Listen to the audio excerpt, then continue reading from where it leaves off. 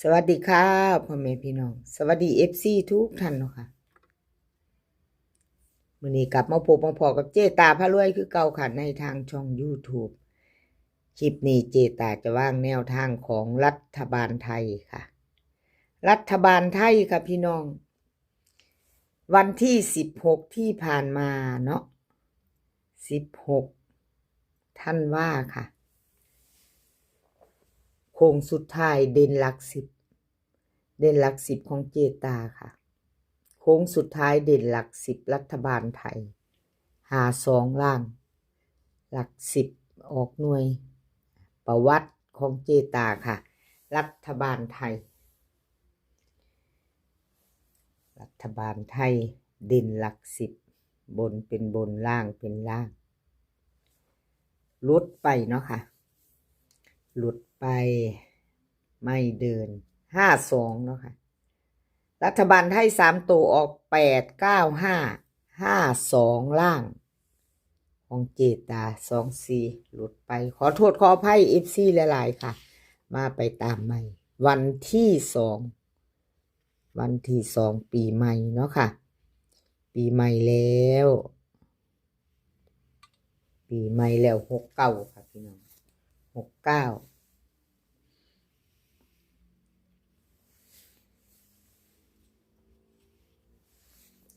รัฐบาลไทยสรุปโค้งสุดท้ายเด่นหลัก10เจตา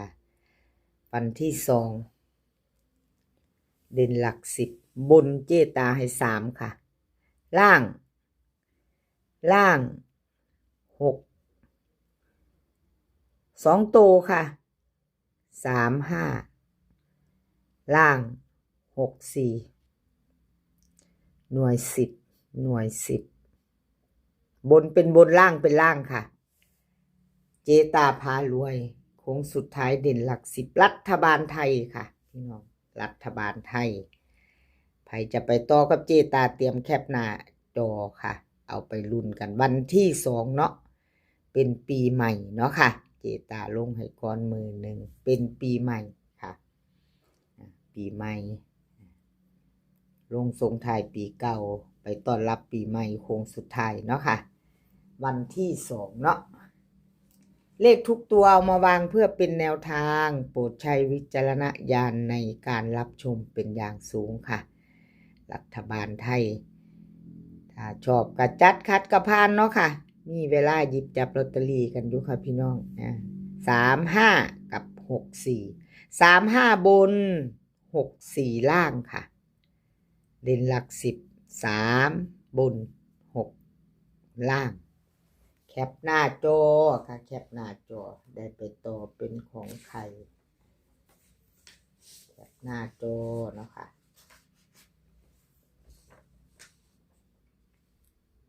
ไปต่อ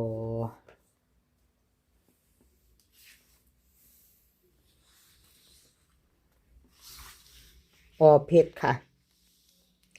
FC เพชร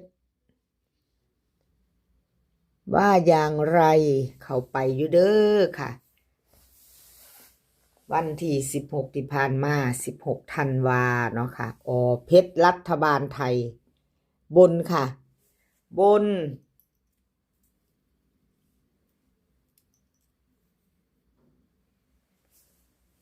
รัฐบาลไทยบนออก895ล่าง52ค่ะรัฐบาลไทยวันที่16ที่ผ่านมาวิ่งลูด5เข้าไป2ตัว52เพิ่นเข้าตัวกลับเนาะเป็นตัวเด่นตัวเจาะอยู่ค่ะตัวเน้นตัวเจาะ52ไทยออกตรงๆเนาะค่ะตัวเน้นตัวเจาะเป็นล่าง52ของเพชรค่ะรัฐบาลไทยของเพชรค่ะพี่น้องที่ผ่านมาเนาะมีไผตามเพิ่นบ่เนาะเพชรFC ถ้าเขามาเห็นคลิปนี้เนาะค่ะคลิปรัฐบาลไทยนี่ในช่องของเจตาพารวยถ้าไม่เห็นเป็นครั้งแรกชอบแนวทางของรัฐบาลไทยในช่องของเจตากะกดติดตามไว้ค่ะกดติดตามแล้วอย่าลืมกดกระดิ่งแจ้งเตือนจะได้บ่พลาดคลิปใหม่ๆเนาะมาตามต่อวันที่2ค่ะเป็นปีใหม่ โชคดีใส่ปีใหม่รัฐบาลไทยถ้าชอบของอเพชรก็จัดไปค่ะแคปหน้าจอไว้หยิบจับลอตเตอรี่ไว้เนาะถ้าชอบเนาะค่ะชอบก็จัดขัดก็ผ่านของอเพชรค่ะแนวทางรัฐบาลไทยเพิ่นมาลุ้นกันต่อเนาะค่ะอเพชรค่ะวิ่งลูดเพิ่นให้7กับ3 2ตัว4หางค่ะ7574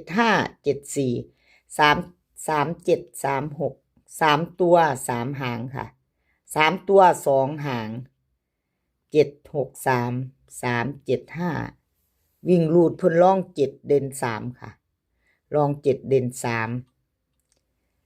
2ตัวเน้น2หางเน้น37กับ47เด้อค่ะอเพชร3ตัวนี่บ่มีเน้นค่ะทอกันไม่มีเด่นมีเน้นเอาที่เราชอบก็จัดขัดก็ผ่านกราบขอบุญขอบคุณอเพชรหลายๆเด้อค่ะที่ให้แนวทางมาวางทางช่องของเจตาเนาะค่ะกราบขอบพระคุณเป็นอย่างสูงอเพชรแคปหน้าจอค่ะใครจะตามต่อกับเพิ่นใครจะตามต่อแคปหน้าจอค่ะไปต่อรัฐบาลไทยเนาะค่ะพี่น้องเป็นปีหน้าเนาะเจตาลงให้ก่อนมือหนึ่งเป็นปีเก่าอยู่ค่ะคลิปนี้เป็นปีเก่าแต่เฮาจะไปโชคดีปีใหม่น้ำกันเนาะรัฐบาลไทยแคปหน้าจอไปพิจารณาไว้ค่ะพิจารณาไว้มีลอตเตอรี่เฮาก็เบิ่งซ่อมๆเนาะถ้าชอบถ้าบ่ชอบเฮาก็ผ่านไปเนาะค่ะเอาที่เฮาชอบเฮามักไปต่อค่ะไปต่อสรุปโค้งสุดท้าย3เซียนดังโค้งสุดท้าย3เซียนดังค่ะมีไผแน่โค้งสุดท้าย3เซียนดังมีประวัติค่ะสรุป3เซียนดังมีของตาบรรทัดค่ะของตาบรรทัดหลุดบนล่างของคุณยายใจดีบนล่างหลุดค่ะ3เซียนดังหลุดไปทั้ง3เซียนล่ะพี่น้องหลุดก็คือหลุดเนาะค่ะเพิ่นให้2ตัวเน้นๆเจาะๆมาสรุปค่ะ3เซียนบนล่างบนคู่หนึ่งล่างคู่หนึ่งอย่างละหางเนาะพี่น้องขอโทษขออภัย FC ค่ะที่แนวทางเพิ่นบ่เข้าบ่เดิดเนาะขออภัยเป็นอย่างสูงขอบุญขอบคุณตาบรรทัดค่ะแล้วก็คุณยายใจดีเจ๊อุ๋ยค่ะ3เซียนดังนี่ขอบคุณหลายๆค่ะที่ให้แนวทางมาวางทางช่องของเจตานี่จะเป็นแนวทางรัฐบาลไทยเนาะค่ะโค้งสุดท้าย3เซียนดังไปผ่านเขามาเห็นเนาะพี่น้อง3เซียนดังโค้งสุดท้ายของตาบรรทัดFC ตาบรรทัดยายอุ๋ยแล้วก็คุณยายใจดีค่ะมี3เซียนแคปหน้าจอไว้ค่ะถ้าชอบก็จัดเนาะขัดก็ผ่านเนาะค่ะชอบก็จัดขัดก็ผ่านมาไปเบิ่งน้ำกันค่ะพี่น้องแนวทางใหม่ของเพิ่นโค้งสุดท้ายรัฐบาลไทยของตาบรรทัดเจ๊อุ๋ยคุณยายใจดีเนาะค่ะรุ่นกันปีหน้าค่ะรุ่นกันปีใหม่เนาะเว้าคือไก่เนาะพี่น้องแค่มือเดียวเนาะเว้าคือไก่1วันเราก็จะผ่านปีเก่าไปปีใหม่ก็จะมาเนาะ3เสี้ยนดังค่ะตาบรรทัดมาลุ้นกันโค้งสุดท้ายเน้นแน่นแข็งค่ะ64กับ18 64กับ18เจ้อุ๋ยให้2หางเนาะค่ะแต่ละเสี้ยนเพิ่นแต่ละเสี้ยนตาบรรทัดก็ให้2หางค่ะให้2หาง64กับ18ค่ะเจ้อุ๋ยให้50กับ74ค่ะคุณยายใจดีให้มา47กับ03ค่ะตาบรรทัดเน้นเจาะหมดค่ะมีแค่2หางชอบก็พิจารณาเอาค่ะพี่น้องเจ้อุ๋ยก็2หางคุณยายใจดีก็2หางโค้งสุดท้ายของเพิ่นสรุปมาค่ะสรุปมาแล้วเนาะ คนละ2 หางชอบก็จัดขัดก็ผ่านเนาะค่ะรัฐบาลไทยไปหยิบจับลอตเตอรี่กันไว้พี่น้องแคปหน้าจอไว้ไปพิจารณาชอบของผู้ใด2 หางนิ่นๆแน่นๆแขนเจาะมาเลยเนาะค่ะบ่หลายเนาะFC ตาบรรทัด FC เจอุย FC คุณยายใจดีเลือกเอาที่เฮามักเฮาชอบเนาะค่ะกราบขอบคุณทั้ง3เซียนไปแล้วเนาะค่ะคลิปนี้ก็ขอให้พี่น้องโชคดีปีใหม่ค่ะโชคดีปีใหม่ในแนวทางรัฐบาลไทยโชคดีกันทุกคนค่ะกับรัฐบาลไทยวันที่2เนาะค่ะตอนบ่ายคลิปนี้ก็ขอให้พี่น้องโชคดีขอให้มีความสุขขอให้มีสุขภาพร่างกายที่แข็งแรงกันทุกคนค่ะ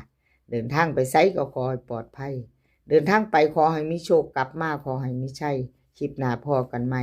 คลิปนี้ก็สวัสดีค่ะ